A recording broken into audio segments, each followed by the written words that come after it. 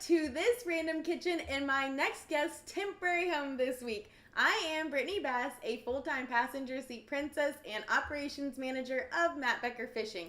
If you don't know me yet, I'm also Matt Becker's girlfriend. He is a professional bass fisherman with Major League Fishing on the Bass Pro Tour, and he is why I am always in random kitchens and why this podcast got its name. So we are in our full swing of our second year on this tour, and with this channel podcast, I get to bring some of the best wives, fiancés, and girlfriends on, even some moms, to talk about their lives, their superstitions, because we got them too, and all the behind-the-scenes goodness that goes into making a tournament season successful. There's also some videos of like travel vlogs and different things behind the scenes that we do throughout the year as well on this channel. But this is episode 20 of Random Kitchens.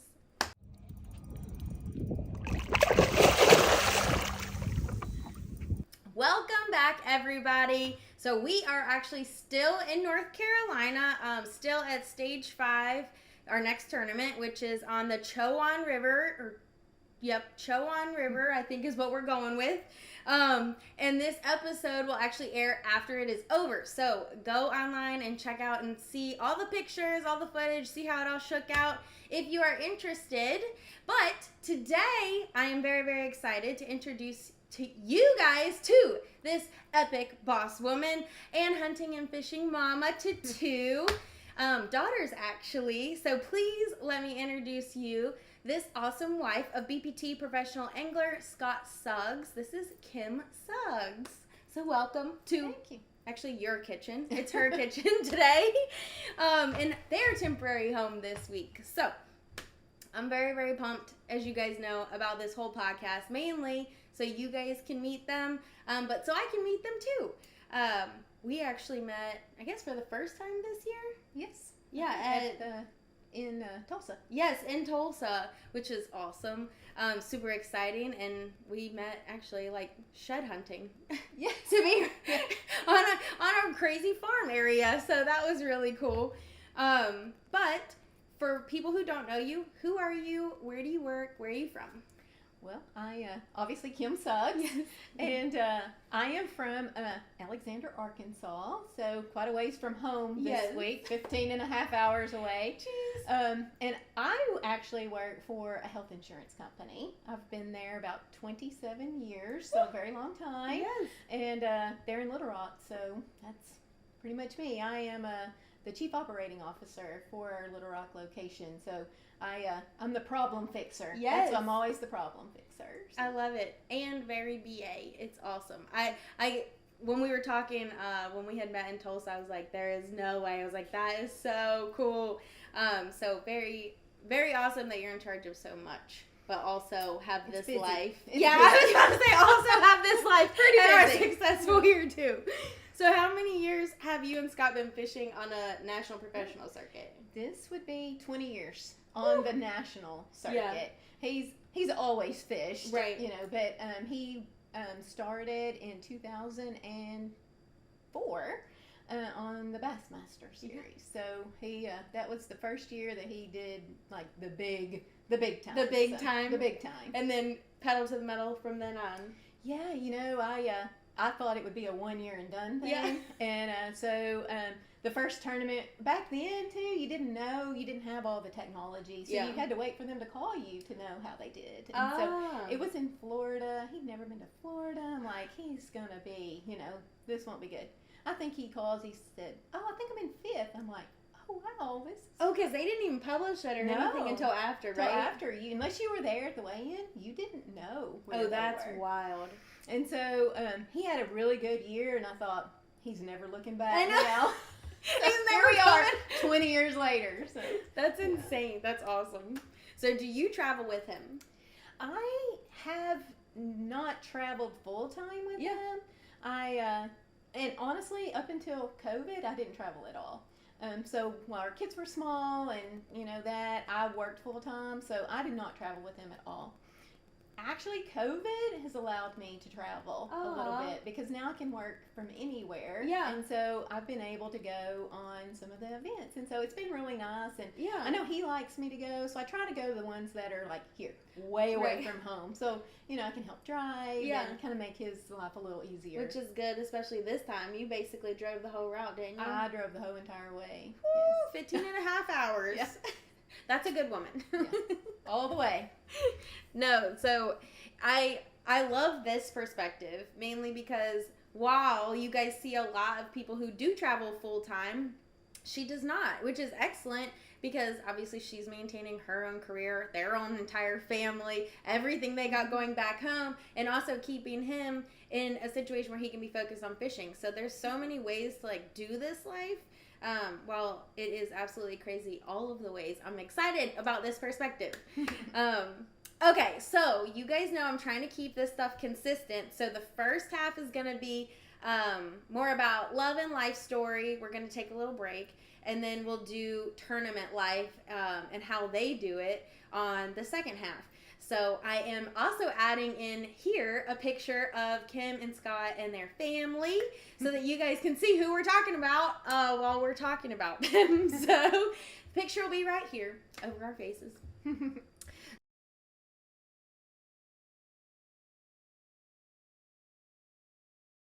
So kind of starting with you. What is something you do every day without fail? I have every morning, I'm going to have my coffee. Got to have it. Amazing. Without fail, I got to start my day. Yeah. And that's probably the one thing I do every single day without Are you fail. like a 1 cup or like a pot? No, I'm a 2 cup kind of girl. And then I have to cut myself off. Yeah. Otherwise, I might be the whole pot. I mean, I'm a whole pot. I could be the whole pot, but I'm like, no, I need to cut myself off after 2 cups. So, yeah. I love it. So, did you grow up loving the outdoors, or did that come later? No, I grew up in the outdoors. I grew up a little country girl that followed my grandpa all around, and he was as country as you could get. Yeah. So, you know, I grew up fishing out of flat bottom boats with cane poles. Oh, cane poles? With like cane sugar poles. cane poles? Like a piece of cane with What? line tied to the end of it. Oh, and that's awesome. and you just yank the fish up? We had a cabin, and when we would go home, you rolled the line around the cane pole and you put it under the cabin, and next time you came back, you got your pole out, and that's what you used. So I was very, very country growing up. And so when I met Scott, I'd never been in a bass boat or used a true, like, really rod and reel, so that was an experience. So I bet. Did he have to teach you how to use it?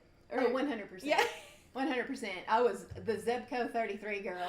With the push button? With the push button. Yes. Is that the one that broke down too? Oh, yes, it did. And it was, let me just say, it doesn't handle not bass fishing lures really well. So after about 2 trips, he's like, okay, we got to ditch this. Yeah. You've got to learn to use some real bass fishing equipment. So that's, it was an experience learning how to throw a bait caster. Oh my gosh. So, that's awesome. So what is something you do just for you? Just for me, I get my nails done. Yes. I get maybe a facial, or I get a massage, and I do that once a month. Oh. And I have a little... Do you just schedule it? Yeah, I have a monthly package. Oh, that's and nice. So you either get a facial or you get a massage, and so I just alternate. Yeah. And I pre-schedule every time because I won't go if I don't. Yeah, it has to be on the calendar. Yeah, no, I like that. So that's something I started about a year and a half ago, and it's been nice to do that. Just one thing for myself. Yeah, no, it's carved out time. Mm-hmm. I actually really like facials. I had only had, I think, like 1 in my life until maybe a year ago. Mm-hmm. And I think since I've had like 3, but I like them a lot. Yeah. Like, they're very nice. Let me tell you, the older you get, you start seeing wrinkles, you start doing things like that. Yeah. Well, at least they have cool things like that. It's like pamper. Yes. So, do you remember what your life, like what you envisioned your life being like when you were a kid? And did it look like it does now? Oh, I don't. I know it's a hard question. It's a hard question, and I can 100% answer no. Yes. You would have never predicted this life, you know? No. I always thought I would be, when you're a kid, you want to be a doctor, you want to be a vet or something like that. So that was what I always thought growing up I would do. And, of course, life takes a different Yes. trail, and you end up doing different things. So, Yeah. No, would you pick, or like knowing what you know now, would you pick a different career? No, I don't think so. I mean, I enjoy what I do. Now, I'm always looking to fix a problem. I mean, I'm a process improvement. That's what I'm looking for, to do. And I think it fits me well. I'm a very much multitasker. I can do like 10 things at one time and come back, and that's my only talent, by the way. Yeah. I don't sing, I don't dance, I don't do any of that. My only talent is I can multitask pretty well. I love it. That's a great talent. That's the only talent. There's plenty of people that need that talent. So. Well, let me tell you, the life we live, you need to be able to multitask. So. Yes, 100%. It is wild. And doing that, I can't get over that you have been helping him this whole entire time, and also being very, very successful in your own career. Yep, it's been it's gone by quickly. I will tell you that. It goes by very fast, and so, but it's just what you do, right? And so I have a lot of my friends will be like, "Oh, I can't believe your husband's gone all the time, and how do you do this?" And I'm like, "You just do it. Yeah, it's just the life you've built for yourself, and you just do it. Yeah, it's not hard for me. Cherish the good times, go through the bad, but cherish the good. We just learn, and we have really good support with our family, so it's nice that his parents and my parents, we live close, and so they've helped us a lot. A good little village. Yeah. I love a village. I love a good village. Well, you need a good village. Yes. You need a good village. So how did you and Scott meet? Well, we met through one of my good friends. Actually dated Scott for a little while, and then that didn't work out, and so we tend to have more in common with our growing your up. Friend dated him. Yes, my friend dated him, and so that didn't work out, but y'all did. We did. So that's kind of the story, and kind of that's awesome. Yeah, and so one thing led to another, and then we started dating, and here we are. So is he like a big sappy romantic guy? Oh, absolutely not. No. Are you? No. That's probably why we go well together. Yeah. Yes, no. We are not the big sappy romantic kind of folks. We just aren't. No. I think it's good as long as it's a mutual understanding. I mean, Scott's idea of romance is going to be, let's go fishing tonight. Yes. That's his let's go fishing under the moonlight. Oh yes, that would be his idea. I like it. So do you remember who said I love you first? Probably him. Yeah? I think he probably did. Did he ask you out, or did you ask him out? Well, I think it was kind of mutual. We just kind of agreed to, hey, let's go to dinner, and then we just kept going to dinner after that. Yeah. So, nice. So I think it was more of a mutual thing. Yeah. And so how many years did y'all date before you got married? And then how many have y'all been together married? We dated probably about 2.5 years before we got married, and that's not bad. Go ahead, Scott. We just had our 33-year anniversary on May the 21st. So 33 years. Oh, can you believe it? No, it's gone by very quickly too. Very quickly. That's insane. So what is something, and this is not in here, so I'm sorry, but what is something in y'all's marriage that you think has made it last this long? Like, do you guys do anything? Trust. Yeah. I would say trust, because in my career, I'm gone a lot. I traveled a lot, especially before COVID. I traveled a lot. Obviously, he's traveled a lot. And, in that kind of a relationship, you better trust your spouse, because you're not together a lot of the time. And so I think that's probably been one of the biggest keys, is we just never have doubted each other. Yeah. And it's been a good 33 years. Yeah. So. Oh, that's insane. That's awesome. So did you guys have a big or little wedding? Oh, probably medium. Yeah? I go medium. Are you a medium at 250? Because Bobby said, Bobby was like, I think medium, but it was 250. Maybe I think 100. Okay. I bet ours was probably 100. The most unique thing about our wedding is we had to have it on a Thursday night, because we couldn't fit it around the fishing tournament. So our wedding was on a Thursday night. So very non-traditional. But it was a very traditional wedding, just on a Thursday. That's awesome that you got that many people on a Thursday. Yes, we did. So did he have a tournament start on Friday? I think it was on Saturday. Yeah, but obviously had to be recovered. You can recover a day. Yeah, and then we went to the lake for our honeymoon. Oh. Yeah, real romantic. Yeah. Wait, if you like it, you like it. Yeah. He'll tell everyone that I caught like 2 5-pounders on our honeymoon. Did so you? It was great. Yeah, I did. Yeah. I really did. And we did have a good time. Yeah. No, which lake? Lake Ouachita. Oh, okay. Mm-hmm. Is that's where y'all got married? It's we got married about an hour from there. Oh, so, okay. Yeah. So Yeah. we didn't really do any big away honeymoon or anything. We were, trying to fit a wedding in the middle of a bunch of tournaments and stuff. So. Which is awesome and crazy. Mm-hmm. So obviously, while fishing is like such a large part of their lives because it's his job, but also he loves it. I know hunting is also big in y'all's family. So do you go both fishing and hunting with him? I know he was always excited to hunt with the girls, but I didn't know if you did that too. Not in the same capacity. Yeah. Our oldest daughter, she's the avid hunter. She loves to go. She will go hunting with her dad over almost anything. Yeah. She'd ditch a boyfriend to go hunting with her dad. I've even had, big trips with my younger daughter, and she'd say, "Oh, I don't want to go. I would rather just go hunting with Dad." Dang. And so my younger daughter, she hunts a little bit, but once she kills something, she's done. Yeah. She's done. And Scott's always begged me to go, and I'm just not a huge hunter. Yeah. But I've been a few times, and I will say I've killed a deer. So very nice. I shot one time, killed the deer. I'm like, I'm good. Oh, there you go. Yeah. So I'm much more the fisherman. Yeah. Okay. Yeah, I go a lot. I would much rather go fishing than hunting. For bass, or do you guys fish for other things? We fish for other things too. A lot of crappie. He's a crappie guy. Yeah. He likes fishing for crappie. We'll fish for walleye some. Okay. But I would still say the majority of the time we fish for bass. So. Nice. And you still love it. Oh yeah, I do. I enjoy it. I like that. So, what is your craziest or most fun or scariest memory? Because I asked most fun, and she was like, "Well, let me give you like a least fun, but it's like the craziest." So, if you have one of those, too. Well, I guess one of the things that comes to mind is I had flown up to Vermont because Scott had an MLF event up there, and then he was going to fish another tournament a couple weeks. Maybe a week and a half later. So he had a little time in between. So I fly up here and we can fish on Champlain. Oh, yeah. So I'd never been, so I'd been there, but not fishing. Yeah. And so, I hear all about the wonderful fishing. Yeah. So we go and, I'm pumped up to catch this big smallmouth. Yes. So I get one on and I'm all excited. I'm like, this is the big one. And I hear Scott say, I have one too. Oh, no. Then I hear, oh my gosh, I got a hook in my hand.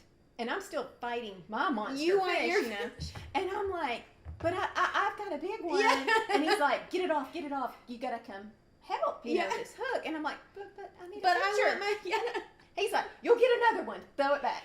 So, sure enough, he's got a treble hook. Oh, no. Not just once in his palm, but it went in, came out, and went in again. Oh. And so I'm like, we need to go to the ER. He's like, oh, we don't have time for that. You can jerk it out. And I'm like, I don't know about this. And, they do the line trick. The line trick. That only works sometimes. Like, it works kind of, but not with a treble hook, generally speaking. So he rigs it up. Oh, dear God. Yep, and we got the fish off that got it into his hand, and he took the treble hook off the lure, so all he had now is this treble hook in his hand. So he takes this line and gets the trick, and he's like, okay, wrap it around your hand like 5 times, like it can't slip. You got to hold it tight. And he said, I'm gonna look away, so I don't know when you're gonna do it. Oh dear God. And he said, whatever you do, don't like. Sort of do it. Yeah, you gotta do it. Commit to it. Right? Oh dear God. And he's like, you gotta pull straight back. He has this on. If anybody had a video, because he didn't see me, I was back there like talking myself silently into this. I'm like, you can do it. And so I counted in my head to 3, and I did jerk it with all I had. It came right out. Did it? Oh, good. Oh my God. I thought you were about to say it did it? It went in you. I'm like, oh my God. That would be worse. Yeah. So he was like, okay, we're good to go back. Oh, thank God. I'm like, oh my goodness. I can't believe I just. I know, you make my stomach hurt. Removal out here. And I didn't get a picture And you didn't get your fish. Did you get another one? I actually ended up catching like a 5-pound largemouth. Oh, what? But I'm like, Yeah, you wanted a small. I wanted a smallmouth. But we caught a lot. I just didn't catch one bigger than I had on in my mind anyway. You should have definitely made him wait. I mean, the hook wasn't going anywhere. That's what I was thinking. So, he didn't want to go to the ER. He could wait 5 minutes and then get a picture. I love it. So, let's do non-fishing story. Ooh. I know. That one's harder. That is harder. So, at our house, we might as well be a reality TV show because there's something happening crazy at my house all the time. And so I told you we grew up very country. Yeah. So Scott would always tell me that when he was younger, could catch a possum by the tail. Oh dear. Oh yes. So I'm always like, whatever, So one night me and the girls were sitting in the living room, and I can see him come home. He's pulling the boat, and I see it go in front of the house. And so in a minute, he's ringing the front doorbell. And I'm like, what is he doing? Why is he ringing the doorbell? So I open the door, and he is standing there. Apparently, there was possum in our flower bed, and he leaped down and he caught it. And he's standing there with By it. the tail? By the tail. And he's holding it, and he's like, see, I told you I could catch a possum. And about that time, he looks down, and it's kind of like growling. He lets go, runs straight in our house. Oh, no. Straight in the house. How'd you get that? Oh, the girls and I screamed, ran to the bedroom, and I'm like, get that out of this house. Go catch it again like, by the tail. Yes. I'm like, we're the only house in the neighborhood that's had a possum running through it because you let it in here. So, yeah, that's probably the craziest story. That's awesome. Yes, I'm like, really? They are kind of cute, though. I know that people don't like them, but they're actually, they can't have rabies. Did you know that? Yes. Because their body temperature Uh-huh. is... Yeah, they're not as bad as people. No. Because they're a little scary looking. They are scary. And they hiss and they spit, and so that's scary, but... I kind of peeked out, and I see him. He's running through our living room right behind. It's like he's right behind it as he shoos it on back out the door. I'm like, do not do that again. No more marsupials. No, we don't need animals in our house. But, yeah. I love it. What do you think is the best part about, like, loving a tournament angler? Especially because, and we'll get into this a little bit, but he started nationally fishing after you guys were set up. Right. Well, I think one of the best things has been the places we've gotten to go.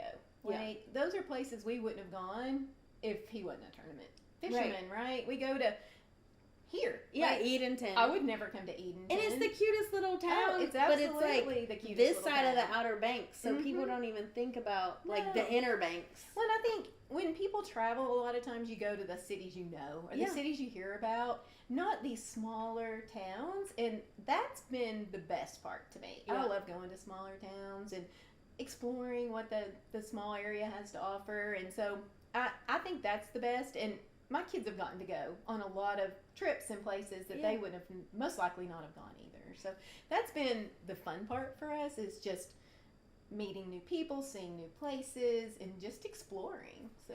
And what do you think is like the hardest part or the most challenging? I also love your bowl of Buc-ee's snacks. Sorry, snacks, I just noticed snacks. all the Buc-ee's snacks. We can thank Mark Rose for the Buc-ee's snacks. That's awesome. I think he stopped and picked all those up on the over here. Yeah. Sorry, random tangent, but I just saw all of them. We're like, which Buc-ee's did you stop at? I know. But so what's the hardest part? Or I guess most challenging, because there's different stuff. You don't have to have one either. I don't know. It was harder when my kids were smaller, especially if I had to travel for work. Again, it takes a village. So my parents and his parents lived close to us, and they would always take our girls. Yeah. So we had that support. Otherwise, I probably wouldn't have been able to have the career that I had, or he. One of us would have had to give a little bit. But our parents have been great, and so that's probably the hardest part, was just that coordination. A lot of times, all that scheduling. All that scheduling. And it's wild. It is wild. They're older now, so it makes it a little easier. Yeah, they can kind of do their own thing, which we'll get into them and kind of like their stuff too, because I'm super excited, especially I think it's your youngest that has the little boutique and stuff too. Okay, so we'll get into that, but just one more question, just couples wise. What do you guys do as like date nights or quality time things? Like, how do you get that when he is on the road so much and you're home? Do you wait until he gets there, or do y'all do like you know, something that you've just always done to help with that. And I'm asking too for like us, because while we're on the road together, the quality time part is hard while we're on the road because it's like work week. Sure. So if you have any like good advice there. A lot of times when I've traveled, sometimes we'll do something after the tournament, or maybe even before. Yeah. You know, we'll find something that's, you know, kind of fun, close, or someone we know. That's one of the best things too about being a tournament angler is we know someone everywhere, right? You've been every state. We know someone, and a lot of times, you know, your friends are saying, "Hey, you know, come down and go do this, or we'll go do that." And a lot of times it's fishing. It might be a different kind of fishing. We've been flounder fishing, red fishing, you name it. But it's always fun because you know it's different. The other thing is we have a place over at Lake Ouachita. We have a place we've had over there for about 10 years, and so we like to just go there. And it just kind of, he can go out and fish if he wants, or I'll work from there sometimes. But it's quiet, it's peaceful, it's on the water, and so we enjoy doing that. And just like a staycation almost. It is, because it gets, I'm a busy bee, so if I'm at home, I'm doing something. There's always something, right? There's laundry. There's something to be cleaned. He's always saying, "Can you just sit down?" And and I really can't. But over at the lake, I can, because there's just not as much stuff to do. Right. So it's more relaxing. Peaceful. Even if you bring work. Even if I bring work, it's more peaceful. Is that like y'all's date night kind of too? Y'all take that as well? Yeah. That's probably Or we'll go out for a nice dinner somewhere. You know, we enjoy. Going out to dinner. All good food. Yeah, we do. We enjoy good food. So. I know, me too. Yeah. It's a struggle. It's a struggle. It's a struggle. I freaking love it. Cheese, bread, good wine, Yes. Yeah. I know. Yeah. And then clothes. Okay, so now I kind of want to dive into family stuff. So give me the rundown of how your family is, or your family makeup. So your daughters, do you have any pets? And then where is everybody at? Do you have other animals? You know, any of that? Sure. Well, we have two dogs. That's the extent of the pets. Yes. One of them is my dog. The other one I have now got apparently adopted from my daughter. Did you? It was coming for a small stay, and it's extended its stay. So what are their names? Yeah. Trixie is yours. Is mine, and Charlie is my daughter's. Aww. But Trixie's a little dog, isn't she? She is. She's a little Shih Tzu poodle, so she's about 10 pounds. And then Charlie, he was supposed to be a miniature Boston, but he weighs 35 pounds, so there's nothing miniature. Yeah, there's nothing miniature about him. And he is very rambunctious, would be the word. Do they get along? They tolerate. Yeah, isn't Trixie older? Yeah, she's about 12 years old, and Charlie's 8, 9 years old. Oh, okay. Yeah, he's a little older, but so we have 2 daughters. My oldest daughter is married and has our only grandchild, who's about to be a year old, a little girl named Sadie. And so when Sadie was born, the dog was too rambunctious, and she was so fragile, and so maybe she needed to stay with us for a few weeks. Well. Sadie's going to be a year old on the 12th, so stayed with you for a year. I'm pretty sure he's long term. He's a long term stay now. But and then our other daughter, she just turned 21, and so she is the one that has the little boutique. Yeah. And so she just crossed over her year mark of opening her store, so that's been really exciting. And what is her boutique called? It is Hallie and Company, and you can guess her name. Yeah, Hallie.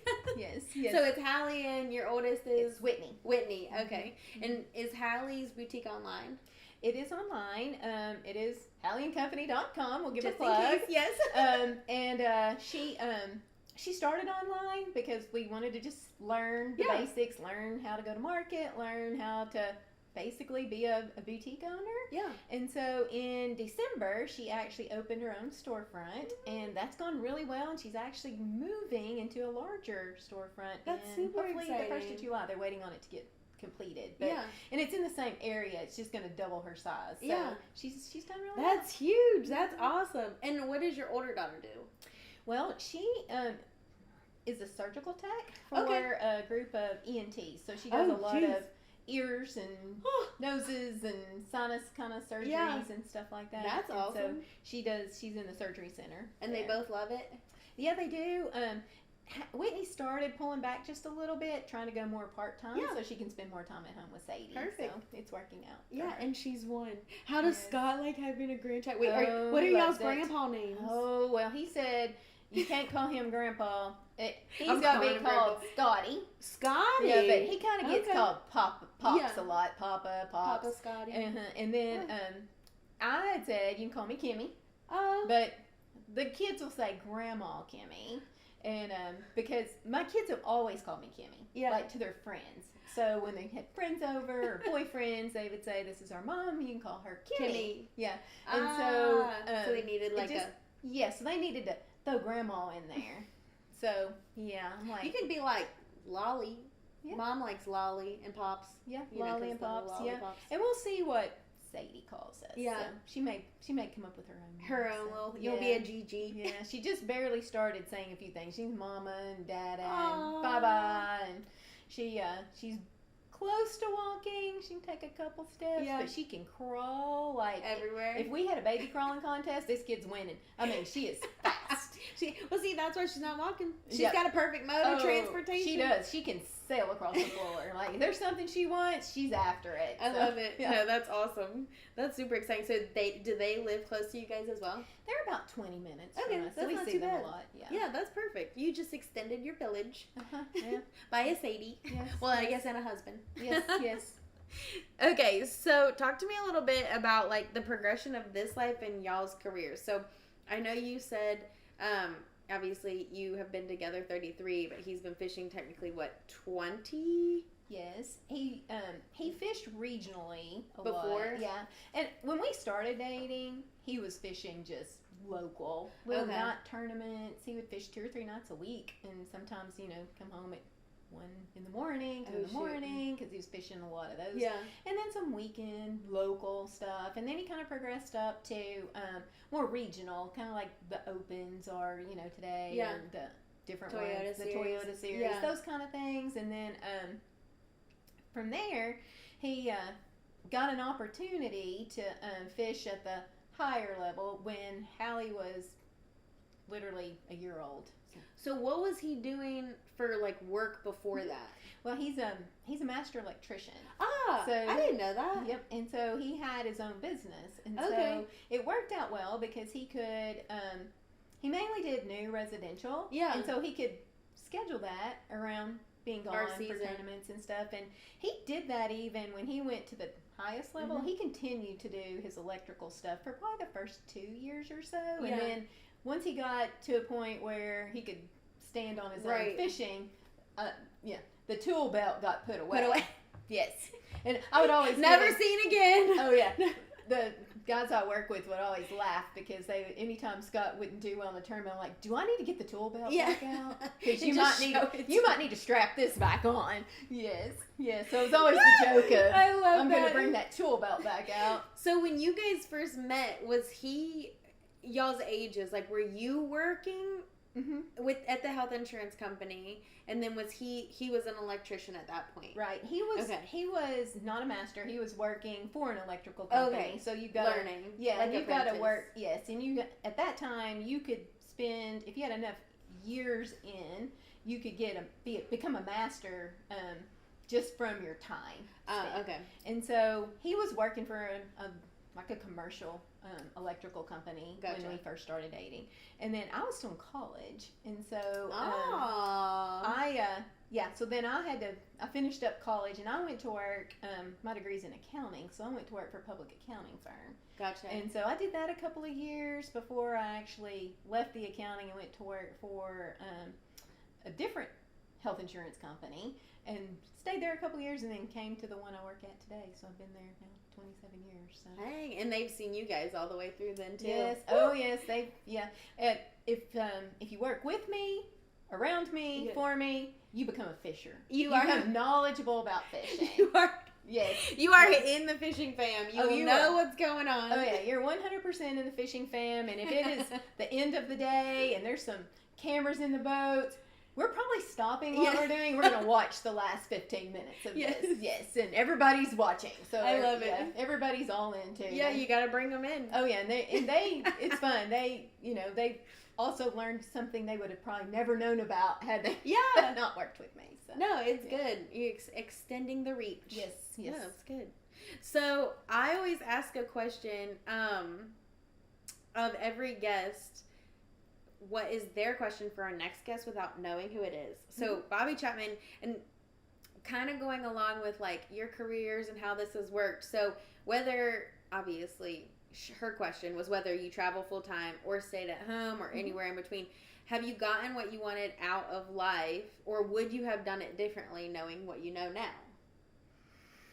I think she was like, "This is so philosophical." Yeah. Philosophical. I was like, "No, it's good. It's good." No, we love the life that we've had, and it's been a great life. I think we've learned a lot along the way, but I think that's just natural. Yeah, you're gonna learn. Starting out, you don't really know a lot, but you learn and you live and you learn, right? Just even things we talked about earlier around what kind of house to rent and making sure that you ask the right questions, that there's enough boat parking and it's safe and there's clean. It's clean and with us I always say safety of the boat is number one priority, right? Because if you can't go to bed at night feeling that your stuff is safe out in the front yard, you're not going to rest. That's a problem. It's a problem. You're not going to rest well and that kind of thing. And so we've really learned a lot along the way about, what kind of places to look for and a lot of repeats too. Now we know exactly, even hotels as we're traveling. Oh, we want to get to here because there's a great hotel. And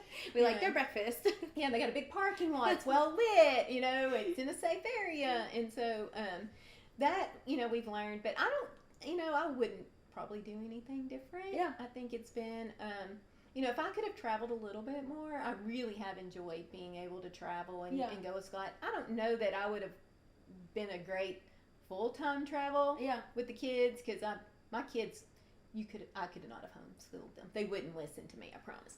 But and I probably wouldn't be patient enough either. But so that part, I probably wouldn't have done that. But to be able to go a couple tournaments a year, I would have probably done that more had I been able to. But I just didn't do that when I was couldn't work from home, because I didn't want to spend my vacation time. I wanted us to be able to do true vacation. Actual vacation. You actually take a break. Right, and us go on a family vacation. So if I spent my vacation time traveling with him, then we wouldn't have gotten to do some of our family vacations. So. Well, and I do feel like, while people struggled with COVID, there was like a huge blessing in that it showed people you could work remote and be successful, like have the same success. And I think it kind of opened up a lot, like for you to be able to travel and work. While obviously it's probably more difficult than being there, but at least it opened up the opportunity. Because I know even before COVID, like with my career that I had before, like it actually didn't even seem possible that it could have gone remote, because it's so people facing. Right.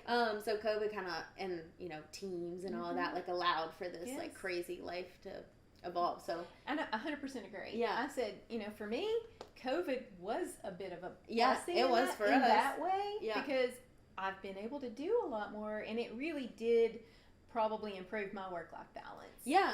I would tend to be more work. But now, if I can work from home, I'm not spending that 45 minutes in the morning traveling. I'm not spending that 45 minutes in the afternoon coming home. So that's an extra hour and a half in my day.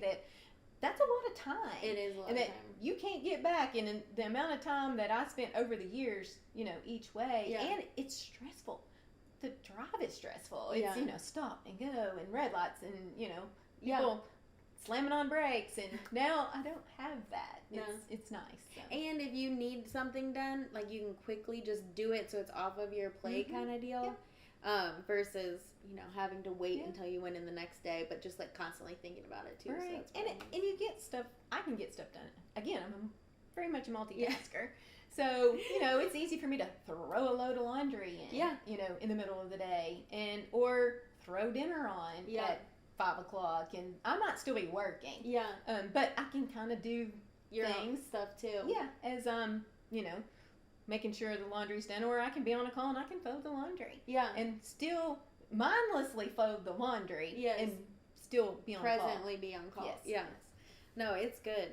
I like that. I was like trying to think, like if I would do it, and kind of same with you, like when we were talking about, is this the life that you pictured as a kid? And I feel like the aspects that I wanted when I was a kid, I have all of those, but could I have ever freaking imagined this life? No. And I feel like kids are just like automatic, like you said, doctor, lawyer, Indian chief. Like those were the options, not like. No, you don't ever know. And I mean, even in my own career, I have an accounting degree and thought I would just be an accountant forever. Yeah. And I don't even do that anymore. Yeah. What I do There's is so much opportunity in the world. Helpful it's crazy. with my job today, but it's not what I do. Yeah. I don't do accounting work anymore. But it's led me, and I tell a lot of people that, is they're like, how did you get to where you're at? And I said, I just followed the path. Yeah. I let my career, I followed it. I didn't try to say, oh, I'm going to do this forever because I got an accounting degree. It's what I'm supposed to do. Yeah.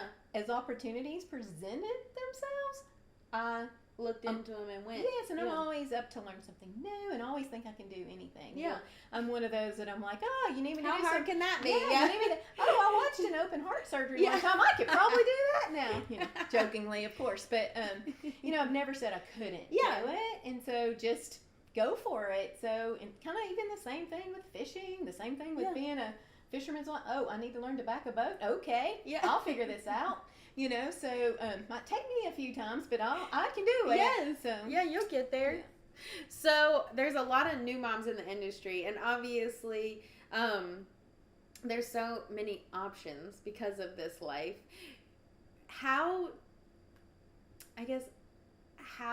or what advice would you give them, especially ones that right now are trying to like kind of choose between, like, should they come on the road? Should they not? Like, I mean, that's a huge decision. And we were talking earlier to some other wives, and I think, like, if you traveled full time with an RV, it would make sense that they could, like, the ease of homeschool would be so much easier. But, like, leaving a career and doing that, like, that's like a very daunting thing. So I don't necessarily think, I mean, I think obviously any way works. For me, like, I'd be loading everybody up because this is our life, this is how it started. But for you guys started in a totally different place. That's right. And then came into it. So what is your advice for, like, other ladies in the same thing that are kind of feeling, like, mixed? Yeah, like mixed in there. Again, I think you just got to follow, let it tell you what you want to do. Yeah. Right? Like, you got to go see. And if it's the life for you, then that's the life. I don't think that would have been the life for us, only because, like I said, I don't think I would have been great at homeschooling for one. And then I also think we might have been together just too much. Right. There's some positives in some having time the apart. time. Oh, 100%. Yes. Yeah. And so if we were just together nonstop, and then you've got your kids, and I feel like for me, that wouldn't have worked. But there's other people. It works great. And because they are very good at homeschooling, and everything is worked out, and they love that, kind of remote life. You're moving around, but it might not be for everyone. Right. But I think you just got to ask yourself, is it for me? Yeah. Right. And you can try it. It doesn't mean that you can't do something different if it doesn't work out. It's or when your kids get older and they want to go to school, you got to make those decisions. But I still think you can make that work. It's just really what's best for you, and you have to say, don't let other people tell you what's good for you. Yeah. You've got to make that decision for yourself, and then sometimes you just got to try it. Yeah. No, I like that. The trial and error. I'm a huge trial and error fan. You got to try it and not be afraid to say this is not working. Yeah. And I think we're going to have to go next year. But I feel like that would be the hard part, is like like trying it not working and being afraid that it doesn't work, Mm-hmm. you know, or afraid that it would, or, you know, kind of that, like, that would be scary to me. Mm-hmm. I mean, heck, it was scary to me. I freaking did it. Not with kids. That would be very, very, very scary. Yes. But like fully like committing and trusting. Like it is very, I mean, you just jump right off that deep end. And there is a village. Yeah. You know, there are other wives that travel with their kids, and so I think that, you know, they find support. You can find support. Yeah, yes, you can There's find so support, much support. and I think that is important. Yeah. If I were going to be the, you know, traveling mom, I would want support from other moms doing the same thing, because I need a little bit of that kind of, you know, reassurance and support that, you know, I'm not crazy and, you know, because I'm thinking of different things, or I just need a little bit of adult interaction perhaps. But I think there's a lot of support from other wives and kids and things out. Yeah, if you want to jump in. Mm-hmm. Yeah. No, I agree. At least from what I've heard. I know that there used to be like a whole crazy village, which is awesome. And I think now, like, we'll have one kind of again, but there was like a break in who was having kids. Yeah, if that makes I think sense. you're right. I mean, I think that maybe 10 years ago there was more, and now it doesn't. It seems like there's a lot of young couples that don't maybe have kids yet. Right. Yeah. Yeah, or aren't, you know, like or they're not traveling together. Or they're not traveling together and they're staying home with their kids too. Because actually, there is a lot of those too, which is super exciting. But also, like, kind of why I wanted to ask all of this of you, because I know you had to make the decision. Because so when he started, y'all, just to clarify real quick, y'all had kids already. We did. Or they weren't here yet. We did. When he started professionally fishing, we were in a good place. Scott has always been one he wanted to make sure his family came first. Yeah. And he said, also, I'm going to fish comfortably. I'm not going to sleep in my truck. I'm not going to worry that I've spent the money and my kids can't have a good dinner. Yeah. Or buy the clothes they need, or that kind of thing. And so my career has always been, I've always been the one to say, I'll pay all the bills. I mean, if you don't catch a fish, we're not hurt. Yeah. Right? Now, we want you to. Yeah. And what you catch is great. But because I've had a career, he's been able to fish with a lot. Comfortably. Yes, comfortably. And never had to worry about, you know, us not being able to pay our bills or buy the things we need for our kids. And he was older. Yeah. Right? Because, I mean, when he started how old fishing. Was he? He was probably, 20 years ago, 38. Oh, okay. Yeah. Okay. Yeah. Yeah. He Then just turned 58. So, yeah. And so I'm about 3 years younger. So, I mean, at that time, we were, you know, pretty well off. Yeah. In our lives. Or in your careers. You were settled. Right, we were settled. Like you had built it. It was settled. Yes. We had, you know, we had built a house. That and so nice. we weren't just starting from, Right. We were kind of at a middle place in our lives. And we were at a good place. And when he had kind of qualified to go on the tour, I knew he needed to. Yeah. Because he would always wish he had tried. Oh, yeah. It's one of those things that if you turn it down, you question everything. Yeah, and I knew that he, you know, in his mind, he always wondered, could I do it? Yeah. And if I'd have said, oh, no, you're not doing that, you know, that would have just been bad of me not to let him try and to see how that goes. And now you see where we're at. Yeah. It's been very successful for him. So, and I always had confidence in him. I mean, I used to joke, he can catch a fish out of a mud hole. And I swear, we've been to mud holes and he's caught fish out of there. But, because even, you know, I'm sure my mom was probably like, you're gonna do what? You know, now that I look back and I'm a mom and I'm kind of saying, I know, if your daughter came and said what? But it's worked out very well. So last question, we're gonna take a little bit of break. If we had a wives and girlfriends fishing tournament, so WAG's fishing tournament, which wife or girlfriend do you think would win? Well, I put myself in the mix, but outside of me. Now that I hear how much you fish, I'm putting you in the mix too. I've even fished a few tournaments as co-angler. That was experience. Yeah. But I don't know. I think Robin Howe would do very, very well. I have heard that she's a stick. She, I've seen a lot of pictures where she goes. I think she would be tough to beat, to be honest. I think she's really good. I'm really going to work at trying to make this happen at Red Crest in the future. I really think it would be so fun because everyone comes together at Red Crest. How about a couples tournament? Yeah, that would be, that's what Kristen was saying. We used to fish couples. Kristen's sitting over here. I'm like, couples, a lot of couples tournaments. Yeah, I think it'd be awesome. In our earlier life. Because I can catch a bass. I can't find a bass. I can catch a bass. Oh, I can't say I could find one, but that's... I could catch one if you put me in there. Yeah. I've had a pretty good teacher, so. Yeah, I know. And lots of years. So. Yes, lots of years. All right, we're going to take a quick break, and then we'll come back and kind of dive into the tournament side of things. So, we'll be back.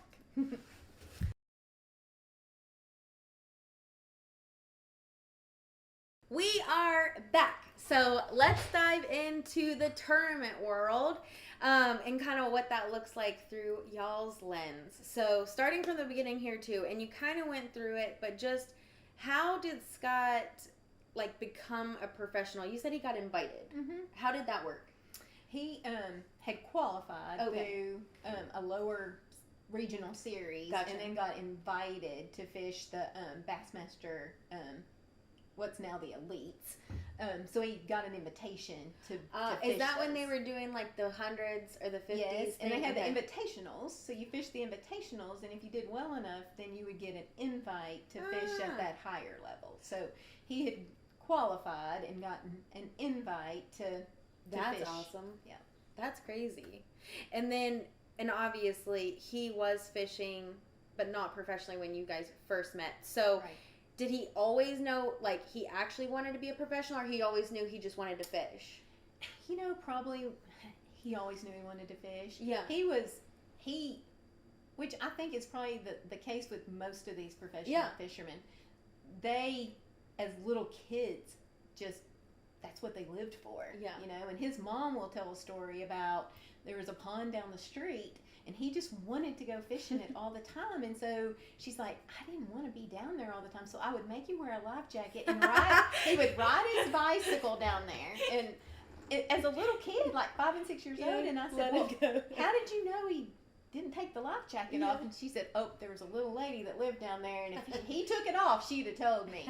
So, that was, he was doing that when he was little. Yeah. And a lot of that's because his dad and his grandpa fished, and they took him, but he had a love for bass fishing, and they never bass fished. They crappie fished or brim fished, they didn't bass fish.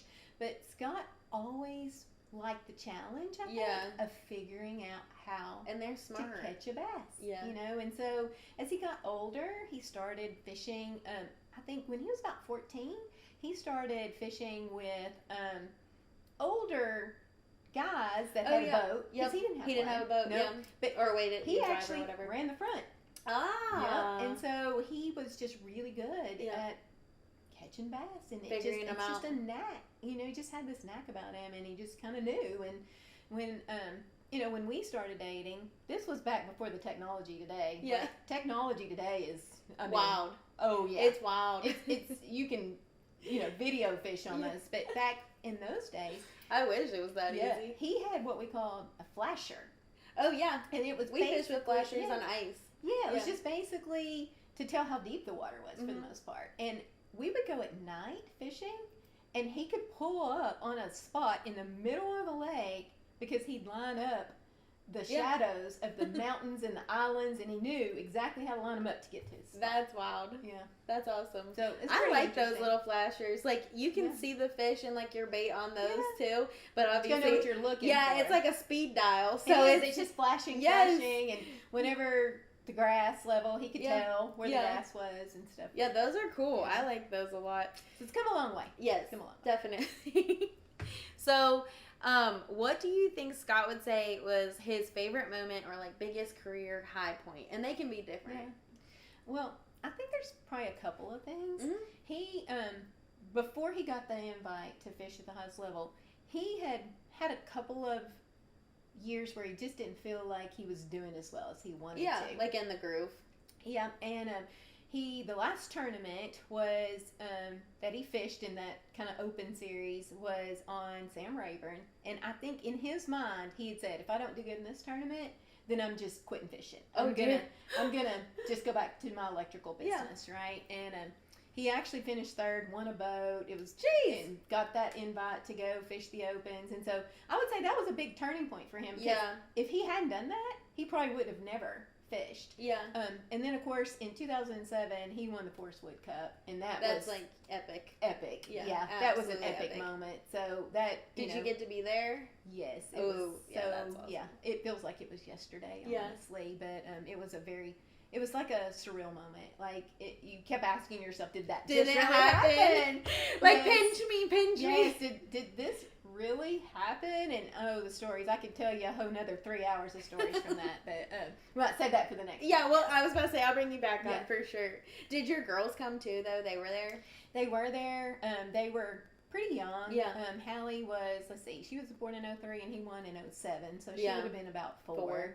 And then Whitney's 6.5 years older, so she remembers it more, just because she was 10 and a half, and so Hallie, she still claims she remembers it, but not like the older one. Yeah. Does, so did he go elites, FLW, BPT? Yes. Okay. And he did. He started with the Bassmasters, and then about 2 years later, he fished both Bassmaster and FLW. Yeah, when they were able to share that schedule or whatever. And then he ended up switching to just FLW, and so he started 2003 or 4.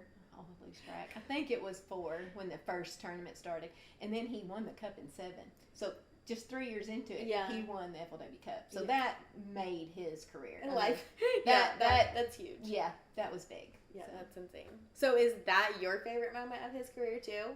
Yeah, he's had some other moments, that were exciting, and but it's hard to top that. Yes. I mean, once he reached the mountain. Yeah. It's hard to say, you've really got to hit that again. The Forest Wood Cup is like, I feel like it was, and I had no idea because I was not around when Matt was even able to qualify for that, but I heard it's kind of like the Classic and Red Crest mished, like it was just like so big. Yeah, and it was very family. Yeah. It was more family oriented than today, because they had this huge expo and it was all about things for kids. So they had big blow up slides. Every booth had something for kids to do. Oh, that's there was fun. Trout fishing ponds, and so it was kind of it was just different. A family, today the expo is fun. It's a lot of fishing things, but it's not as oriented to the kids. Right, it's more fishing, like enthusiast oriented. Yes, yeah. And my kids loved it, and they collected every little thing like 4 times. Like they played Plinko, I can't tell you how many times.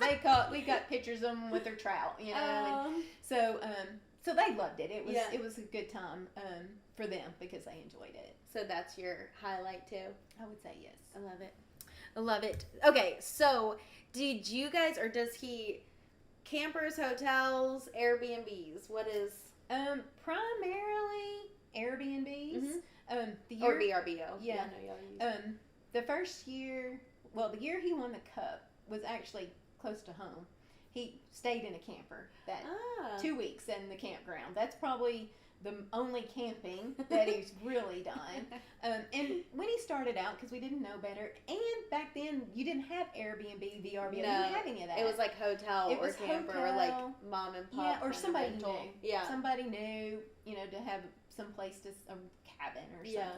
So he stayed in more hotels, I would say, early on, but whenever he figured out, we kind of morphed to the time when there was now these Airbnbs and you could rent houses and things. That's the way he wanted to go, because then he could cook and not have to eat out all the time, and more space, right? And you don't have to take your stuff in all every the time. Night. Yeah, offloading and onloading and offloading and offloading. It was a lot. And so does he stay with the same people every time? I would, for the most part. Who do you guys room with? He had stayed with Mark Rose for pretty much his whole BPT tour. Yeah. And then sometimes, like this week, Mark and Tilly Davis are staying with us. We've also, Wesley Strader and his wife have stayed with us. So it's usually him and Mark are the consistent two. And then if we've got big enough houses and people need places to stay, then maybe there'll be somebody else that stays. Cool. No, that's fun. So he does typically cook, like they cook? Yeah, they cook. Even whenever, I think they probably, when the wives aren't along, eat out a little bit more. But when we're along, one of us or both of us, we almost always cook. Yeah. We don't eat out much. So. And what's favorite meal? Like their favorite meal? We're having a fish fry. Yeah, almost every time there's a fish fry. We have, I think Mark's brought crappie, so I think we're planning a fish fry. Oh, everyone's bringing something in? Yes. That's fabulous. So he brought crappie from home. So nice. When we were at Gunnersville last year, Mark brought some crappie too, I think, that time. So usually there's a fish fry, but there's usually some grilling that takes place, maybe a fish fry, and then outside of that, it's just whatever we can find to put together. I love it. So what about tournament routines? And obviously, because you didn't travel, did you guys do something like on his tournament days or during practice or anything that you kept it consistent, like as a routine? Like I know some people that like they always have a call and a prayer, or like they, every time they catch a fish, they'll like shoot them a text, or like on the breaks, they do blah blah blah. Did you guys ever have any of those? I don't think there's any routine. Any like superstition stuff at all? And I hate that word, but it's like the only word that describes what I. There was a time when I think Scott might not have changed clothes for 3 days because he thought they were lucky, and I'm like, you've got the same thing on. He's like, oh, I can't change it now. It's bringing me luck, right? So no, you do not. Probably some of that. Yeah, you can't change it because no lucky underwear or socks or anything. I don't know. I might not ask that. Yeah, but he routine was he does probably always has his boat washed before he leaves for a tournament. Oh yeah. There's a clean boat catches more bass. Yep. There's a guy that actually comes to you where we live, so he comes to our house, and before we left for here, he came and washed the boat and gets the boat all, because Scott wants his boat all nice and clean, and so that's probably his biggest routine. And I always have said in my career, I'm only as good as how I feel. So how if you're going to do a presentation or you need to dress nice and you need to do your hair, and you'll feel more confident, and I think that's his confidence. He wants his boat cleaned, he wants all his tackle in order, organized. Yep. And that way he's fishing more confident. Yeah. So I 100% agree. Yeah. Like if you question in your mind any of that, it's taking up space that shouldn't be. That's so right. I love that. And did you do any routine or like do anything consistent while you were in the office or anything? No, probably not. My job's pretty routine anyway. Outside of my coffee every morning, I gotta have that. But and I'm pretty organized too. I like things to be semi-organized. Yeah. So, and it might get a little bit out of organized for a little bit, and then I just have to stop and get it all. Yeah, and re-straighten it.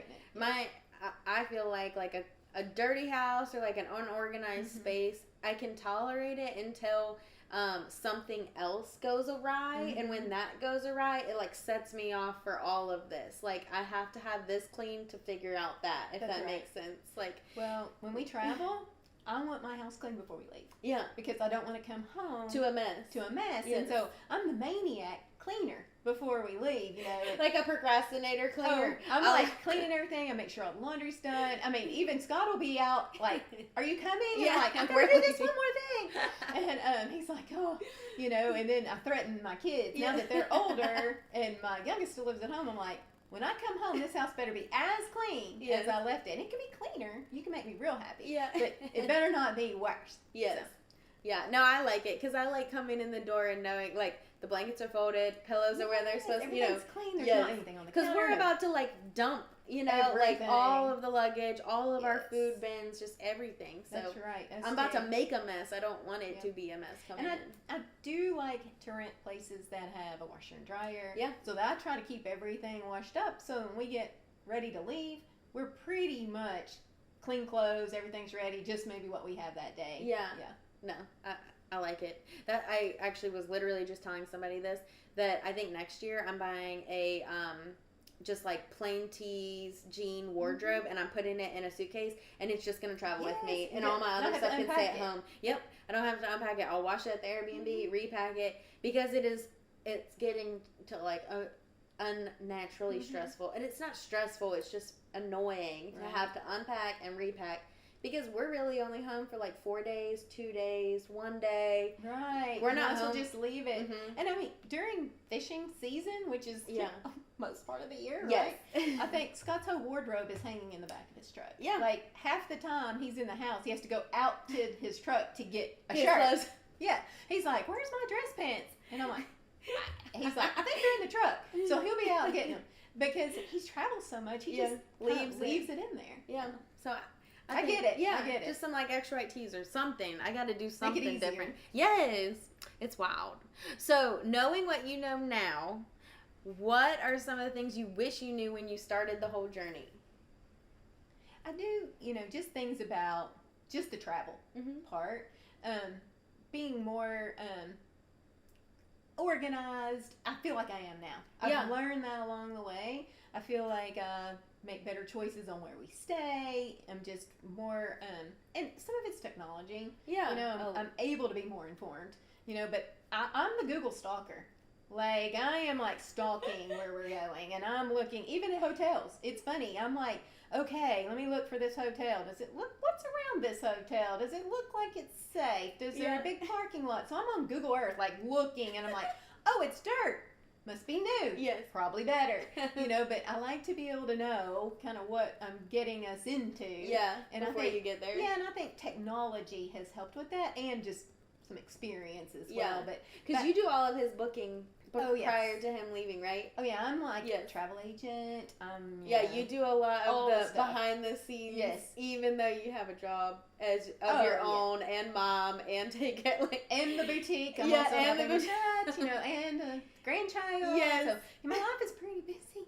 But for Scott, he just wants to fish. Yes. So he handles all his, obviously, tackle and all that kind of stuff, his boat stuff and all that. And he also deals primarily, he's the person that works with his sponsors. I don't really do a lot of that other than make sure if there's contracts or things like that, we get all the paperwork stuff done. But other than that, he handles that part of his business. But any of the accounting stuff, well, that's you. That's your bread and butter. Yep. So I do all the. Originally. Yeah, I keep up with all that, and I do that for him. I do that now for my daughter, and her business. So So this is completely out of left field, but when are you slowing down? I always say next year for the last 10 years. So I don't know. I would love for.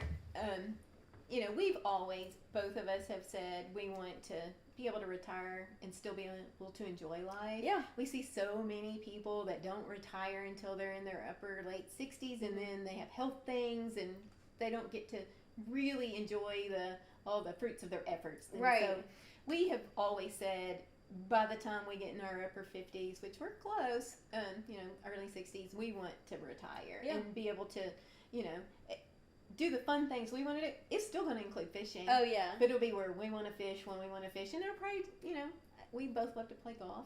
Oh. So we'll probably, I can't say I'm that great at it. I just don't have a lot of time. But if I had more time, I could. Go explore some of those places. We'll probably do there's that, some beautiful places. Play golf, go fishing, you know. So we want to be able to enjoy and do some of that. So hopefully in the next couple of years I can. Well, if I see you again in 10 years and you guys are still fishing, I'll replay you this. Remind I'll me of this. remind you. Yes. I got you covered. When Scott won the Cup in 2007, a lot of people thought I would quit work, and I was like, no. I've got a great career. I've got a really good job that's been flexible for me. Lets me take my kids to school, and so I want to be able to retire early and be able to enjoy almost the same life. I don't want to have to. So we've saved a lot. Right. And so that's why I've continued to work too, so that one day hopefully we can just really enjoy. Yeah, check out in style. Yeah. And I want to be there for my kids. My mom was there for me and helped a lot with my kids. So, I want to be able to do that for my kids too if they need me to. Right now my daughter's kind of staying at home more, so she doesn't need that as much. Yeah. But you know, my other daughter with a business and things. Who knows someday? Yeah, So. and they will. They will. They will. Yeah, they will. You'll be Kimmy G. Kimmy G. Kimmy G. Kimmy or G. Lolly or something. Something. Okay, so favorite thing about tournament fishing world, meaning like just this whole side of it. Mm-hmm. What is it? The travel, or is it like anything different? I know we kind of talked about like favorite part of loving him and being part of it, but is it the same with this world, or did it come with some surprising things that you're happy? It's, you know, honestly, it's probably some of the competition. Yeah. Just because I'm very competitive.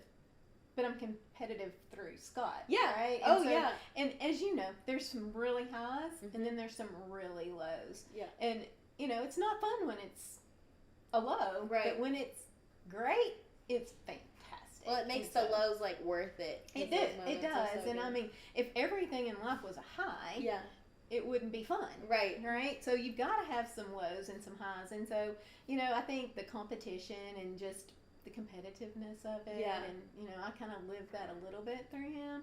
But even in my own career, one of my great employees and I, we always talk about how competitive we are. Yeah. And we're competitive because, you know, we want to be the best at what we do at work. Yeah. You know, and so that's the competition in it, is like, I'm not going to be happy until I feel like I've done the best. Yeah. And, you know, and I'm always I'm the coach. Let me tell you. Pusher. I'm the halftime coach. Yes. You know, buckle down. Get your head focused. Right. Keep it simple. Yeah. Don't just get locked in on one thing. Yeah. You need to be changed. And so, you know, I'm the halftime coach. I love it too. So. Hey, you need it. Yeah. And I think it's good that you're also competitive. I am too, but obviously like through Matt. But, you know, I think it drives everything that is good. Yeah, I mean, it if you get complacent, you know, it's just like, what is that as far as in life? Like, that's right. I'm just, whatever it is, I'm a little bit competitive in my mind even. Yeah. You know, I'm like, oh, I need to win. I don't know that I need to win. No. It's just I need to be I want to be the best. I need to do this better, I could do this better. I could do this better, and that's what pushes me to do the next thing and to do it the best that I can. Yeah. So. No, I love it. Okay, what do you think the biggest misconception about the lifestyle of this sport is? That it's all roses and rainbows. It's not, you know.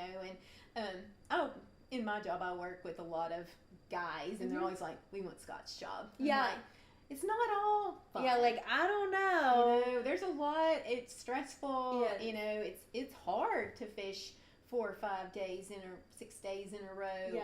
It's just hard, daylight to dark, and you no know, sick time. Yeah, and then sometimes it's no sick time. Yeah. If there's a tournament, I don't care how you feel. Yeah. You can't put it off till tomorrow. Yeah. And then, you know, if it's raining or it's freezing cold or the wind is blowing 25 miles an hour, those are not desirable conditions to go fishing in, but you really don't have a choice. Yeah, much less be outside, but then also do inactivity to the highest extent. Absolutely. And there's so many times when I'm like, I'm inside by the fire, and there's no way I want to be out in that. No, like I don't even want to walk to my car. But you know what surprises me is most of the fishermen don't complain about it. No, you know, they don't even think about it. It can be so cold, and that's when Scott wants to go fishing. Oh, they bite better. Yeah. I'm like, for you, not for me. Yes. I'm out on that. Fair weather. I'm fair weather. Yes. If it's raining, I need to be about 80 degrees, maybe 75 degrees, and I can take some clouds or sun, but I don't need 45 in rain is about the most miserable time. It's really no good. And then It's all no the good. chop on the water, and you're just like begging to get home. Yeah. No. Hard pass. Hard. Yeah, we fished a couples tournament one time, and it was raining all day. It was about 45 degrees. I'm pretty sure I shed a few tears during that. And then when we got in, I found out all the women had been at the marina drinking coffee all day, and I was about the only one that endured it. I'm like, you could have told me. Yeah. Why didn't I? I know. I didn't get the invite. I would have been happy to been back. Yeah. I would have been a quitter at that point. Like, you go out and catch some more. Because it was not fun. So I do admire all these guys that get out there. It is. Yeah. I've been in some of those conditions, and it is not fun. No, and I think it is. It's like such a different mindset than like we're just going fishing. So while from the outside you're like, oh, his job, he gets the fish. It's like, it's so much more. It is so much more. And it's a lot, the expo days when you're on your feet. Yes. And you're standing and you're talking and, you know, it's just standing all day long. Yeah. And even on the front of a boat, you're standing all day long and the boat's going, you know, in the waves. It's hard on your body. Or driving that boat 70 miles an hour and hitting those waves. Yeah. So it is, you know, but don't get me wrong. If you ask Scott what's he want to do tomorrow on his day off, it's go fishing. Oh, yeah. So he still loves it. And I always say, if you can make a living doing what you love to do, and what you do, if you decided to go on vacation, what would you say you wanted to do? Because I'm probably not picking my job while I'm on vacation. Right. You know, I want to get away from mine. And he's happy to continue going fishing. I know Matt always says, like, thinking, you know, the future or whatever, like, would he ever want to retire? And he's like, what am I going to do when I retire? Fish every day. He's like, why not compete? You know, if I'm still able to compete, why wouldn't I be competing? Yeah. And I'm like, well, you're right. I think your mindset changes, though, as you get a little older, because we're older, and so, you know, you start to have other things in your life. Yeah. Grandkids. Yeah. Places at the lake and things that you're not getting to spend as much time with. So you do start thinking more about retirement and not doing this full time. And I think this is like, I mean, it is an extremely stressful way to live long term. Like it's high, you know, they're pent up all the time. Yeah. So I think, like you said, when we get there and when he gets there, it will be he'll want to do local stuff, but I think that like brain at this all the time or like really this, you know, it just, I don't know. Over time it starts to, it's got to wear. It wears on you. Yeah. And I think that's with any career. Oh, yeah. Any career. You know, people don't think the same when they start the career as they do 30 years later. Yeah, which is important. I mean, you're supposed to evolve, right? You're supposed to evolve. Yeah. And you do. You just evolve in life. So, it's good. Okay, I wanted to ask, do you watch live the whole time, partially, at all, never? I would say partially. Just depends on how well Scott's doing. Yeah. Sometimes I get frustrated and just turn it off. Yeah. Sometimes I'm just at work and I don't have a choice. Yeah. You know, and I'll try to check it. You know, if Scott has a camera, I'm probably trying to watch more than not. So I'm a partial. You know. Are you like a score tracker? Religious? Yes. Yeah, I'm constantly looking at that, and I stress myself out. Yeah, there are times when I'm like, I'm done. I am not going to look at this for the next hour. Do you do it?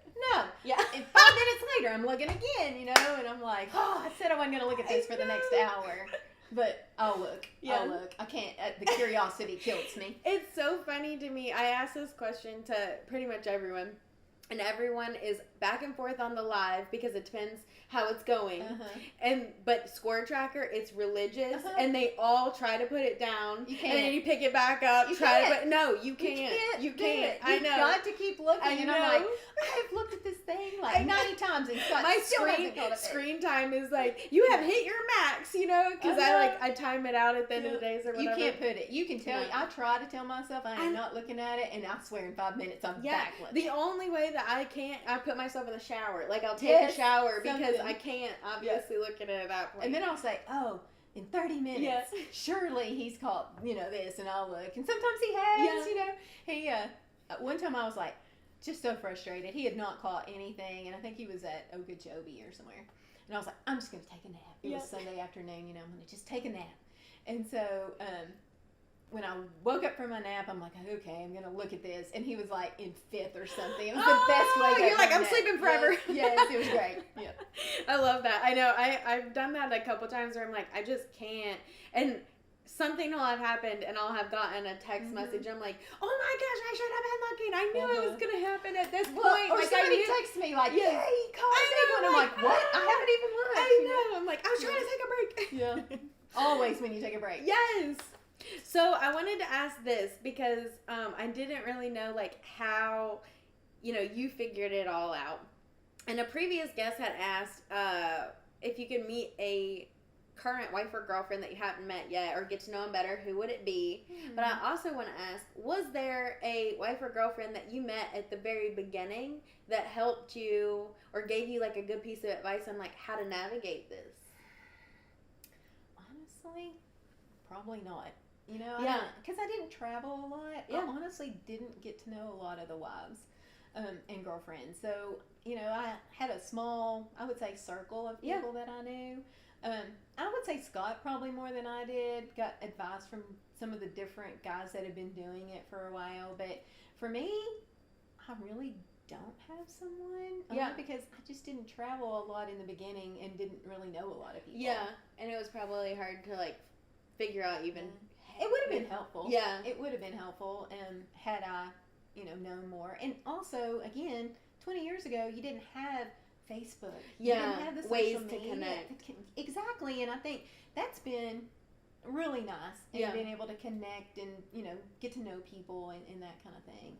So it's evolved. Yeah. So definitely a lot of changes. Yeah, the social comes with, it's good with the bad, because there's like tons of bad, but then things like that is so good. Right. Because you can see their whole family, you can, you know, find connections that you might not have ever found. And you know what they're doing, and you know where they're at in life, or even with their kids. You can keep up without having to like overextend to see them. You don't have to call somebody. Yeah. Like back when we first started, the only way I would have known is see them on while I'm there, and I didn't go a lot, or call somebody up. And I just didn't have, you know, you don't have the time or the number, you know, and so there was, it just didn't have the same opportunity to connect that there is today. Yeah. Is there a wife or girlfriend that you haven't met yet that you think you would connect with if you met, or like that you would want to like get to know better? And I know it's a loaded question. Christina Burge was like, everyone really that I haven't met, which is probably honest. Yes. I mean, I would agree. You know, there's lots that I haven't met out there. And I even mentioned Robin Howe. Yeah. I've really not met her. I have friends on Facebook. Yeah. I follow Randy. And so I always see them post and I always think, you know, we probably have, y'all would probably common hit it off. because we fish. She fishes a lot. And, and Lindsay Blaylock and I were really good friends when her husband and Scott fish the same circuit. Now they don't. Yeah. And we're still good friends, but not in the fishing, on the fishing tournament side. So we would travel some. They used to fish the same circuit, so when they were fishing FLW, we would travel together a lot. Yeah. And so I knew her, but she was younger, a lot younger than me, and so even getting to know them. Yeah. Huh. Yeah. You know, I think you and Robin would probably hit it off. I haven't fully met her yet either. Actually, I don't even know. Maybe I met her once. I'm obviously hoping to meet her eventually, as every wife. Hope to meet everyone eventually, which is again why I want to do this. But I always wonder, because I do think that there's so many connections and almost like misconnections that could have happened because really if you don't travel, or if you travel at different times, or if you're doing partial traveling, like, you know, you just kind of miss. Well, I think a lot of those that traveled full-time before, they traveled usually in an RV or a camping trailer, and they stayed a lot of times in the same area. So they got to know each other a lot, where we never camped and that wasn't our choice to stay, because we always had houses. Scott's more of a glamper, I feel like. Yeah, I think you're right. Yeah. So the camping life is probably not for him. It's not really. No. I actually didn't really know that about him until the team series, because you know they were on together. They were on the same team, and I like kind of clued in when we were out in Tulsa, and I was like, I think he's like you, babe. Like, I think he's like a glamper. He like, has to have a shower every morning. Like, he can't function. And he can't even understand if I don't take a shower every single morning, how I can function. And I'm like, well, it's not like I don't take a shower. Yeah, it's like, just, I'm it might not be right when I get I mean, he gets straight out of bed and goes to take a shower every day. And he cannot function if he doesn't. So trust me, camping is not really his kind of thing. Cup of tea. No. And heaven forbid you try to put him in a tent. That's not working. No. I love that. So, yeah, misconnections there because of totally different saying styles. Yes. That's awesome. So, Tilly asked this question actually when I was interviewing her, but I've asked a couple people because I really like it. So, knowing what you know now of the industry, And having been here, would you choose this life all over again? I mean, it's worked well for us. Yeah. And it's not, I would probably say yes. Yeah. You know, I mean, it's, again, we've traveled to so many places. We're outdoor people, and so we've gotten to, you know, see places. And we talk about when we retire, I want to go. I've never been on St. Clair. We want to go, you know. You would love it. He loved especially Minnesota when we were up there. And he's like, we should go and spend a couple weeks and just travel and go to the different lakes up there. Yeah. And so I didn't go on any of the lakes in Minnesota. I went to Minnesota. I just didn't get the opportunity to go. I was working. Yeah. And so, but he had the best time. And so those are things that, Michigan is another area that we've loved traveling to. I think I went out with him a couple of times in Michigan, but not on St. Clair. I've been to some of the smaller lakes. He did a thing, but we really love the state. Just that, you know, in the summertime, because we're from Arkansas. It's 110 degrees in the summer. Hot. It's bad It's very hot. And so in the summer, I didn't realize because y'all are like mid U.S. So I was not thinking it was so hot. Oh, it's bad. Like July and August in Arkansas, you don't want to do anything outside. I mean, no, it's like Florida, but like you're not but in Florida, humid. And you don't have the ocean. No, it's humid, and so that's why there's a lot of night fishing. Yeah, a lot of night fishing tournaments and just general night fishing because it's too hot to fish during the day. But you can go to Michigan or you can go to Minnesota or I love upstate New York. All that is so pretty. And it's so much cooler. Are you going to Thousand Islands? I am. Have you been there? Yes. Oh, yes. Love it. The last time I went, and it was great. Yeah. I like you anything. Stay in Clayton? Or did we you stay stay in Messina? Oh, okay. Yeah. Well, did you go down to Clayton? Drove down one day. We stayed out in the country, so we weren't right in Messina. The house that I have us booked for this year is like 6 miles outside of Messina. Oh, that's not bad. So it's pretty close. Yeah. But I like anything in New York. I love the Finger Lakes there. I didn't even know that place existed till we went there. And and they're full of wine too. They have wineries everywhere. I even did a girls trip back to the Finger Lakes after I went there. I'm like, It's y'all got to go. Yeah. I've discovered a new part of the country I didn't even know was there. Yeah, and we had a great time too. It's an amazing place. So again, we've gotten to go to so many places that we just wouldn't have gone to, and I probably would have never even known about. And there's, for every place I've been, I know there's, you know, a million more. There's so many. There's so many. So, from your perspective, what do you think makes a successful angler? And that's the first time I've said it right the first time on this podcast after 20 episodes.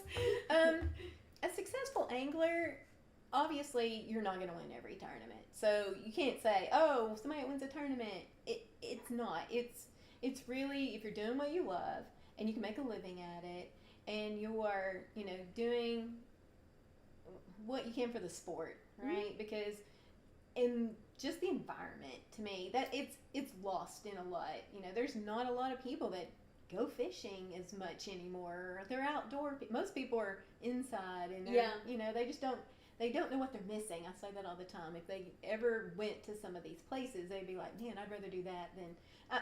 don't get me wrong. I love going to big cities. Yeah. I like going to Chicago. I like going to New York City. But I also love going to the Finger Lakes. Yeah. I love going to the upper part of Michigan. And if you gave me a choice, that's what I'm going to pick. Yeah. It's more laid back. It's not as stressful. It's, you know, and so to me, that successful angler is just doing what he loves.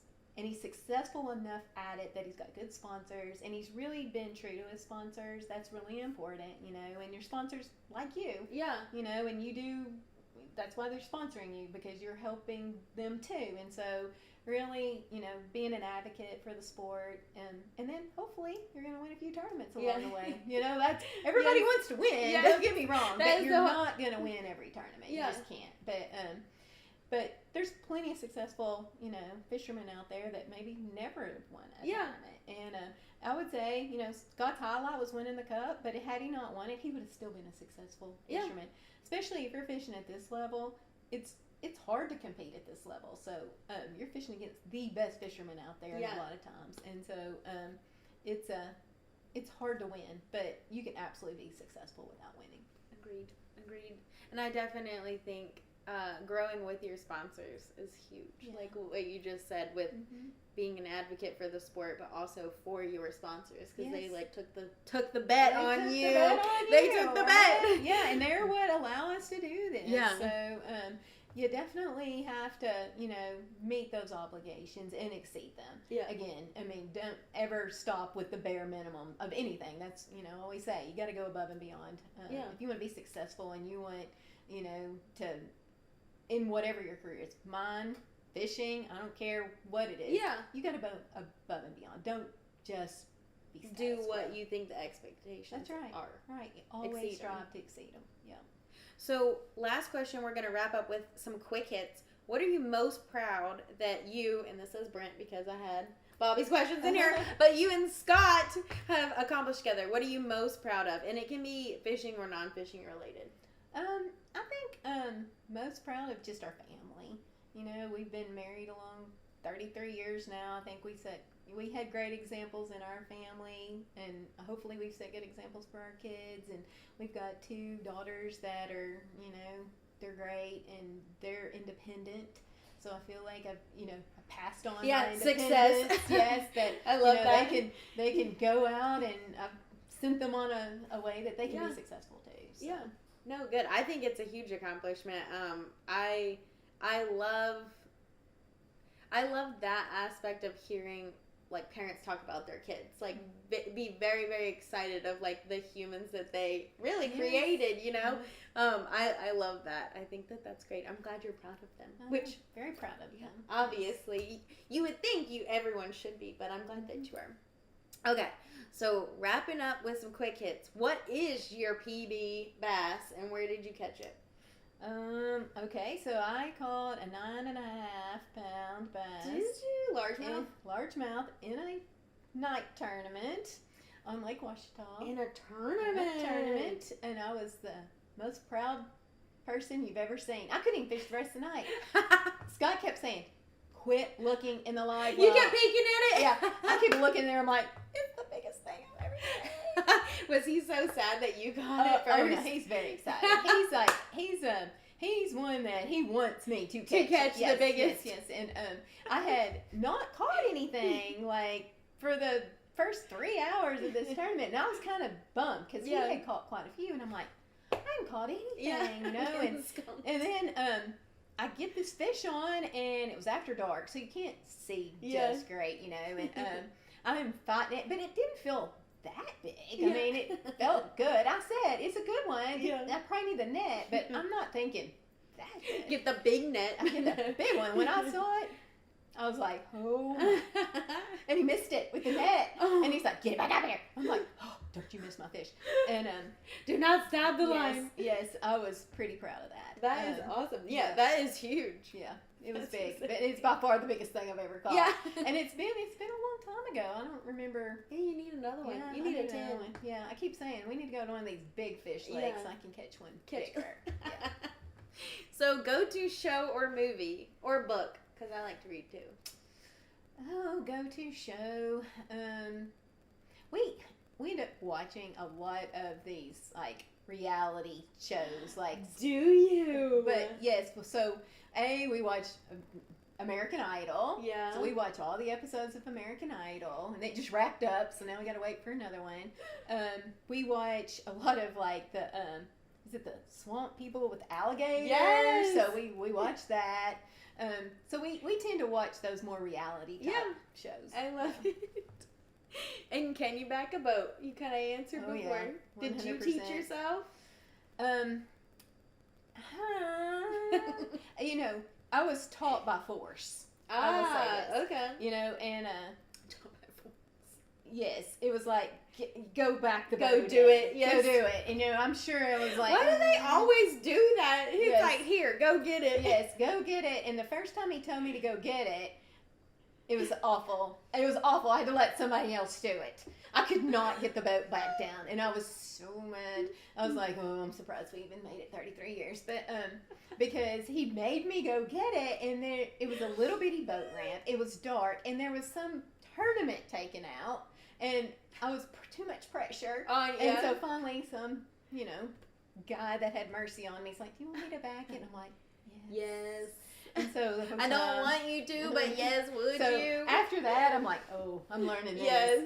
That won't One happen. time, yeah. One time. That won't happen again. And so now I'm pretty good at backing a boat. Yeah. Not as good as Scott by any means. He's very good at backing a boat, but I can get it there. Yeah, you know you're comfortable with it at least. So if you were playing Uno in a group and you had a draw 4 card, would you play it on Scott or would you wait for the reverse and play it on somebody else? Oh, 100% on Scott. He's getting it. He's getting He's getting it. Yeah. And he whether he needs it or not. And then he would be mad. Like, is he bad at games? oh yeah, because he doesn't like to lose. He don't want to lose. He's not good. I just don't play games with him because I don't want to lose either. So we're gonna be pretty competitive. Yeah. On that. That's awesome. You should definitely play like Battleship. Yeah. Okay, one more thing before you leave. Like I said, I ask every guest this, and I'm actually taking it from another podcast, but I love that they do it. What is a question that you have for our next guest without knowing who it is? And it can be anything. Like I've gotten, what's your favorite color? I'd say where have you gone as part of the world of fishing that, kind of like me, I fell in love with the Finger Lakes area that I didn't even know exists.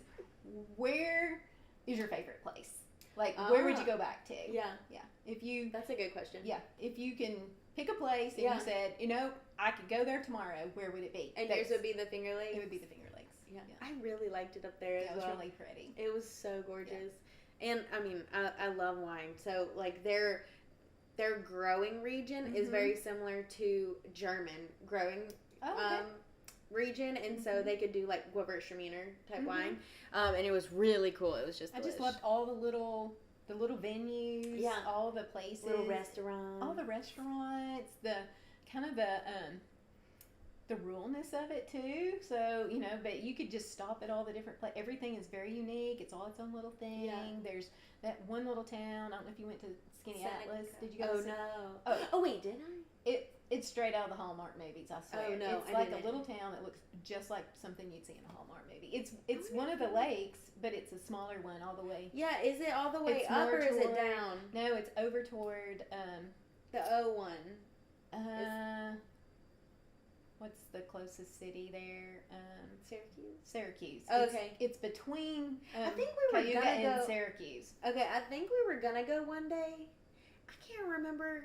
I mean, I feel like I would remember it if we did. I don't think we did because I think we went the other way. I think we went to Seneca. Yeah, so you've got you got your fingers. I always say it's like your fingers, right? It's probably this one. The farthest one I think that's the O one, but I can't say it. It's Skinny Atlas is the name of the lake. Ah. Yeah. It's pretty neat. That town is pretty neat. The main part of the town is right at the top of the lake, and so you can see the lake out behind it. But it's kind of like downtown here, with the lake behind it. But it's I don't know. It really looks like it's straight out of the Hallmark movie. I'll need to add that to the list. It's neat. We need to go through because we're headed back up there. So that is our show this week. Thank you for being here and being a guest. Thank you for having guys. Me. Yes. Anna, thank you for having me in your kitchen this time. But if people want to follow y'all's fishing journey, where can they find y'all? Sure. Scott Suggs Fishing, Facebook, Instagram, all the places. Yep. Just Google that or Yep. You can find us at Scott Suggs Fishing. And your daughter's boutique one more time. Hallie and Company. Hallie and Company. Hallie and Company. I love that she's doing that. Yeah. So you guys know I love these women. I love the women behind Professional Bass Fishing. I love professional bass fishing in general, but I love this side. They do so much and you guys don't get to see it. So I'm glad I get to bring it. Every week for the rest of this year, I'm trying to do one episode a week. So normally it's Thursdays unless I get a little bit overwhelmed and then it's on Friday. But follow the Instagram account at Random Kitchens Podcast and I kind of keep it updated, or I definitely keep it updated on what's going to be coming for that week. So I'll see you guys next time. Bye.